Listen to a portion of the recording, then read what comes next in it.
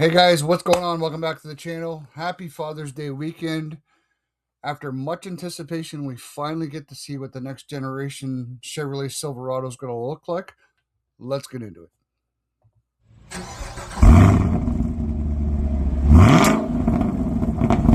So before we get into the juicy photos and all that, I just want to summarize some of the highlights for this. If you guys want to pause it, you can pause it, but we'll get into it here.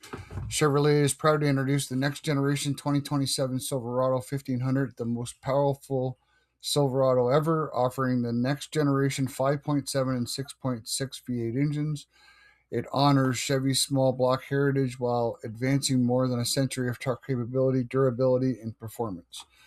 Expected to go on sale at the end of this year, it will continue to offer 4 powertrain options. I'm going to pause that here for a second. We know about the V8s that are coming. So that is the 5.7 and the 6.6, right?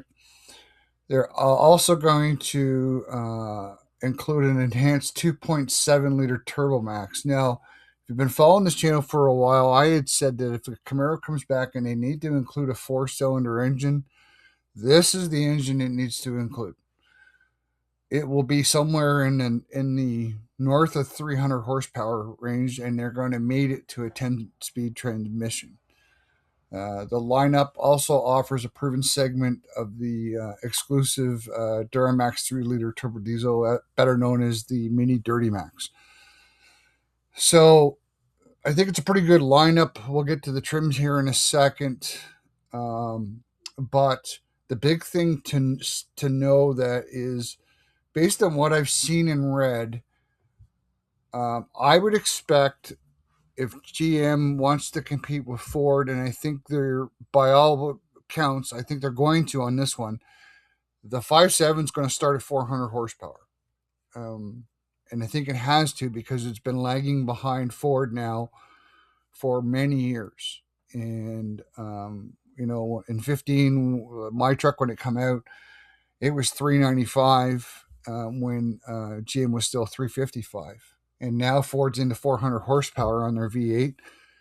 So that's the rumor I'm hearing, 400 horsepower. There is no, I'll put the link in the description for this newsroom article, but there is no horsepower ratings yet for these two engines. I think you can look up the 2.7 Turbo Max and the Mini Dirty Max and get a fairly good idea of what it's going to be. But it's the two new V8s that we don't know yet. But I would expect the 5.7 to come in at 400, starting at 400 horsepower. So on the interior side, it looks like they've stepped up their game. Article reads, modern connected interior across the lineup. Every 2027 Silverado features a modern digital cockpit anchored by a new edge-to-edge display experience with a class-leading 16.3-inch center display and a 12.2 driver information center that are standard. Get back to that in a minute. Across the on the ZR2 and High Country, a class-leading 11.5 front passenger screen comes standard, paired with a heads-up display and a rear camera mirror, so customers can experience over 60 inches of digital displays. It looks like they're going to copy what Dodge did probably last couple of years and go with the passenger screen. And finally, GM is going to come into the game and go all digital. Ford's been doing that since 2022. I think they backtracked last year a little bit on the XL and STX entry-level models. They went full digital, and then they backtracked, and I think they put analog clusters in the XLs. But everything else is full digital. And my biggest complaint was, my truck's, almost 10 years old, and it is kind of a higher level trim, but it's not the highest level. And for GM to match it, you need to be in a high country and after 2018, I think. So it looks like GM's finally stepping up their game with the display. Some of you are going to like it and some of you are not. But it all depends on what side of the tech you want. But for the techie guys, I'm sure you'll enjoy it. So, like the 2026 Silverado ZR2, this one in white sands for 2027 will also come with the Multimatic DSSV dampers for you off-road guys.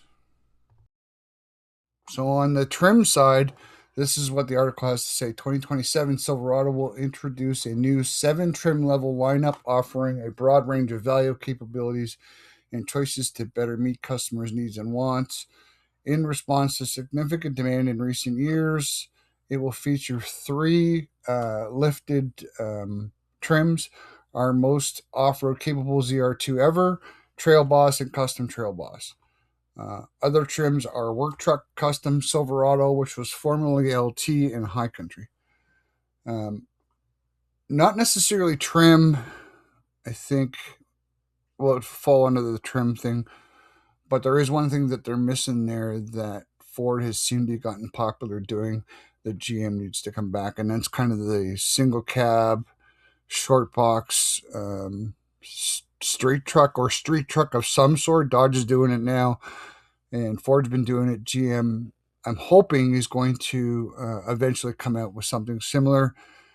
We'll get into the work truck before I give you my closing remarks and what my thoughts are. But if you've made it this far in the video, make sure you give us a thumbs up and subscribe to the channel. And I also want your feedback in the comments. Tell me what you like, what you don't like. I know Mike and I were chatting in the community page the other day about when I put up that post about, do you guys like it? I see some similarities of Ford on the back end, but I want your feedback, so let me know. So on the work truck side, I think some of you might be excited, some of you may be disappointed. For those of you who want a kind of bare bones entry level truck, I think you're going to be disappointed. I think it's going to have way more options in it than you may want. And for the guys who were kind of like, you know what, like, I can't, nobody's got 70, 80 grand. Maybe this could be 63, and it's a fairly entry level truck. It will come with basic tech. You'll probably be happy. But I think overall, when I look at this work truck, I think it is a pretty well balanced, kind of keeping both parties happy.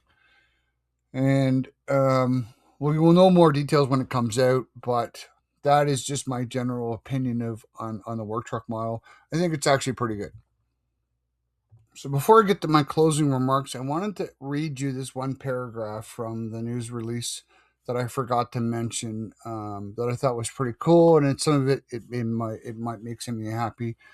And that is that first look is immediately visible in the truck's new LED headlights and taillights, more pronounced wheel opening moldings and rocker treatments, and standard dual exhaust on custom trim and above for a more refined appearance. So for you guys that want to customize your truck and stuff, maybe you pull the mufflers off and leave the rest and just replace the mufflers, to give that your truck a custom look.